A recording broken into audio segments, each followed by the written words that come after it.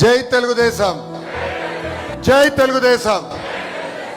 గౌరవ తెలుగుదేశం పార్టీ జాతీయ అధ్యక్షులు చంద్రబాబు నాయుడు గారికి, గౌరవ పాలిట్ బ్యూరో సభ్యులకి, గౌరవ శాసన సభ్యులకి, సీనియర్లకి, జూనియర్లకి, రాష్ట్ర ప్రజలకి, ముఖ్యంగా నాకు ప్రాణ సమానమైన తెలుగుదేశం పార్టీ కార్యకర్తలకి నా హృదయపూర్వక నమస్కారాలు.